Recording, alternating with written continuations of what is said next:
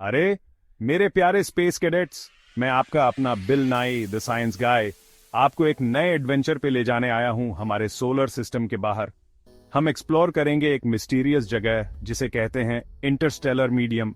आप सोच रहे होंगे इंटरस्टेलर क्या भला है?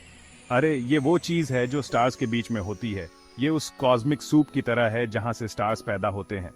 और यकीन मानो ये सूप सरप्राइजेस से भरा हुआ है। तो तैयार हो जाओ, अपने स्पेस हेलमेट्स पहनो और तैयार हो जाओ एक जबरदस्त सफर के लिए। हम एक्सप्लोर करने वाले हैं इंटरस्टेलर मीडियम के रहस्यों को।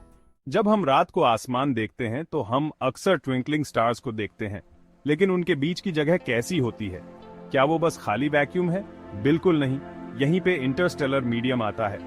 इसे ऐसे समझो, एक बहुत बड़ा स्विमिंग पूल इमेजिन करो। स्पेस, उस पूल का पानी इंटरस्टेलर मीडियम की तरह है। वो पूरी तरह से खाली नहीं है। उसमें बहुत कुछ है, गैस, डस्ट और छोटे छोटे पार्टिकल्स जिन्हें कहते हैं कॉस्मिक रेज। ये इंटरस्टेलर चीजें आपको इनसिग्निफिकेंट लग सकती हैं, लेकिन यकीन मानो ये यूनिवर्स के ग्रैंड स्कीम में बहुत इंपॉर्टेंट रोल प्ले करती हैं। इनके बिना ना स्टार्स होते, ना प्लैनेट्स और ना ही हम होते। चलो शुरू करते हैं हमारे कॉस्मिक सूप के सबसे ज्यादा मात्रा में पाए जाने वाले इंग्रेडिएंट से, गैस। अब जब मैं गैस कहता हूं तो मैं उस गैस की बात नहीं कर रहा जो आप अपनी कार में डालते हैं। ये गैस ज्यादातर हाइड्रोजन और हीलियम से बना होता है, जो यूनिवर्स के सिंपलेस्ट एलिमेंट्स हैं। ये गैसेस बहुत ज्यादा थिन फैले हुए होते हैं, मतलब उस हवा से भी ज्यादा थिन जो हम सांस लेते हैं। लेकिन भले ही ये थिन हो, ये फिर भी इंपॉर्टेंट है। ये गैस लाखों सालों में इकट्ठा होकर जायंट क्लाउड्स बनाता है। और पता है क्या? इन्हीं जायंट गैस क्लाउड्स में स्टार्स पैदा होते हैं। हाँ, इंटरस्टेलर गैस के बिना यूनिवर्स बहुत ज्यादा डार्क और बोरिंग जगह होती। आगे हमारे पास है डस्ट। ये कोई साधारण धूल नहीं है, बल्कि ये ब्रह्मांड की सबसे रहस्यमयी और महत्वपूर्ण चीजों में से एक है। अब इससे पहले कि आप अपनी नाक सिकोड़ें, ये वो डस्ट बनीज नहीं है जो आपको अपने बिस्तर के नीचे मिलते हैं। ये अंतरिक्ष की धूल है जो पूरे ब्रह्मांड में फैली हुई है।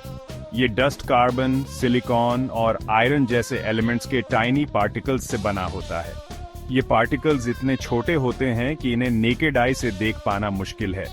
इसे ऐसे समझो, इमेजिन करो कि आप केक बेक कर रहे हैं। यमी।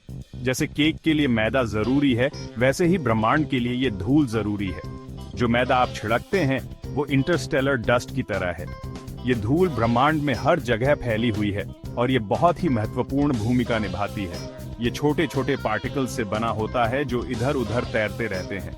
ये पार्टिकल्स ब्रह्मांड के निर्माण में महत्वपूर्ण भूमिका निभाते हैं। ये कॉस्मिक डस्ट आपको न्यूसेंस लग सकता है, लेकिन ये असल में स्टार फॉर्मेशन में बहुत इंपॉर्टेंट रोल प्ले करता है। बिना इस धूल के नए तारे बनना मुश्किल होता। ये गैस क्लाउड्स को ठंडा करने में मदद करता है, जिससे वो कोलैप्स होकर स्टार्स बना पाते हैं। ये धूल गैस क्लाउड्स को ठंडा करती है और उन्हें संकुचित होने में मदद करती है। तो अगली बार जब आप किसी पुराने एटिक में डस्ट देखें तो याद रखना, ये बस यूनिवर्स अपना काम कर रहा है। ये धूल ब्रह्मांड के निर्माण और विकास का एक महत्वपूर्ण हिस्सा है। Section 5, cosmic rays, tiny particles, big impact. आखिर में हमारे पास हैं कॉस्मिक रेज। नाम से धोखा मत खाना, ये असल में रेज नहीं है। ये टाइनी हाई एनर्जी पार्टिकल्स हैं जो स्पेस में लाइट की स्पीड से भी तेज गति से घूमते हैं। ये आते कहां से हैं? ये अभी भी एक मिस्ट्री है। कुछ हमारे सन से आते हैं, जबकि कुछ सुपरनोवे नामक एक्सप्लोडिंग स्टार्स से आते हैं। क्या ड्रामेटिक एंट्रेंस है! कॉस्मिक रेज यूनिवर्स के अपने पार्टिकल एक्सेलरेटर्स की तरह हैं और ये इंटरस्टेलर मीडियम पर बहुत बड़ा इंपैक्ट डाल सकते हैं। ये एटम्स को आयोनाइज कर सकते हैं, गैस को गर्म कर सकते हैं और स्टार्स के फॉर्मेशन को इन्फ्लुएंस कर सकते हैं। इतनी छोटी चीज के लिए बहुत इंप्रेसिव है ना? Section 6, star nurseries, the interstellar mediums biggest role. अब बात करते हैं इंटरस्टेलर मीडियम के सबसे इंपॉर्टेंट काम के बारे में, स्टार्स बनाना। ये एक फैसिनेटिंग प्रोसेस है जो बिलियंस ऑफ ईयर्स से चल रहा है। देखो, स्टार्स ऐसे ही अचानक से कहीं से भी नहीं बन जाते। ये एक लंबी और कॉम्प्लेक्स प्रक्रिया है। वो इंटरस्टेलर मीडियम में मौजूद गैस और डस्ट से पैदा होते हैं। ये गैस और डस्ट पूरे यूनिवर्स में फैले हुए हैं। याद है वो जायंट गैस क्लाउड्स जिनके बारे में हमने बात की थी? ये क्लाउड स्टार फॉर्मेशन के लिए रॉ मटेरियल का काम करते हैं। समय के साथ ग्रेविटी उस गैस और डस्ट को एक साथ खींचने लगती है, जिससे क्लाउड कोलैप्स होने लगता है। ये कोलैप्स एक बहुत ही स्लो प्रोसेस है जो मिलियंस ऑफ ईयर्स तक चल सकता है। जैसे जैसे क्लाउड कोलैप्स होता है, वो और ज्यादा गर्म और डेंस होता है और आखिरकार एक प्रोटोस्टार बन जाता है। ये प्रोटोस्टार एक यंग स्टार का शुरुआती स्टेज है। ये प्रोटोस्टार अपने आसपास के इंटरस्टेलर मीडियम से और ज्यादा मटेरियल इकट्ठा करता रहता है और तब तक बड़ा और गर्म होता रहता है जब तक बूम। ये प्रोसेस बहुत ही ड्रामेटिक और एनर्जेटिक होता है। इसके कोर में न्यूक्लियर फ्यूजन शुरू नहीं हो जाता और एक स्टार का जन्म होता है। ये न्यूक्लियर फ्यूजन ही वो प्रोसेस है जो स्टार को एनर्जी और लाइट देता है, जिससे वो चमकता है। Section 7, Why should we care? आप सोच रहे होंगे बिल, ये सब तो बहुत इंटरेस्टिंग है, लेकिन मुझे इतनी दूर की चीज की परवाह क्यों करनी चाहिए? बात यह है, इंटरस्टेलर मीडियम को समझना हमारे यूनिवर्स में अपनी जगह को समझने के लिए बहुत जरूरी है। इंटरस्टेलर मीडियम को स्टडी करके हम स्टार्स के लाइफ साइकिल, प्लैनेट्स के फॉर्मेशन और यहां तक कि लाइफ के ओरिजिन के बारे में भी जान सकते हैं। ये एक जायंट कॉस्मिक पजल को सॉल्व करने जैसा है और हर डिस्कवरी हमें बिग पिक्चर को समझने के और करीब ले आती है। और हाँ, ये बहुत कूल भी है। उस वास्ट और मिस्टीरियस यूनिवर्स के बारे में जानना किसे पसंद नहीं होगा जिसमें हम रहते हैं। Section 8, Conclusion. Keep looking up. The universe is vast and full of wonders that we are only beginning to understand. Every time you look up at the night sky, you are peering into a cosmic ocean filled with mysteries waiting to be uncovered.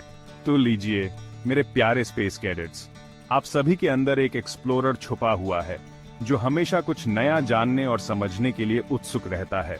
Interstellar medium भले ही हमें अपनी आंखों से ना दिखाई देता हो, लेकिन ये हमारे यूनिवर्स का एक बहुत इंपॉर्टेंट हिस्सा है। यह एक विशाल अदृश्य नेटवर्क है जो गैलेक्सीज, स्टार्स और प्लैनेट्स को जोड़ता है। ये स्टार्स का बर्थ प्लेस है, कॉस्मिक रेज का सोर्स है और उस वास्टनेस और वंडर की याद दिलाता है जो स्पेस में है। जब भी आप एक स्टार को जन्म लेते हुए देखते हैं, आप उस इंटरस्टेलर मीडियम की ताकत को देख रहे होते हैं। अगली बार जब आप रात को आसमान देखें, तो याद रखना कि आप सिर्फ स्टार्स नहीं देख रहे हैं, आप इंटरस्टेलर मीडियम देख रहे हैं, वो कॉस्मिक सूप जो हम सबको कनेक्ट करता है। ये मीडियम हमें यह भी याद दिलाता है कि हम यूनिवर्स के एक छोटे से हिस्से हैं, लेकिन फिर भी हम सब एक दूसरे से जुड़े हुए हैं। और हाँ, अगर आप साइंस की अमेजिंग दुनिया के बारे में और जानना चाहते हैं, तो ईडू जंक्शन को सब्सक्राइब करना ना भूलें और ऐसे ही ऑसम वीडियोस देखते रहें। यहाँ पर आपको हर बार कुछ नया और एक्साइटिंग सीखने को मिलेगा। अगली बार तक के लिए keep looking up. Remember, the sky is not the limit, it's just the beginning. Keep exploring, keep questioning, and most importantly, keep looking up.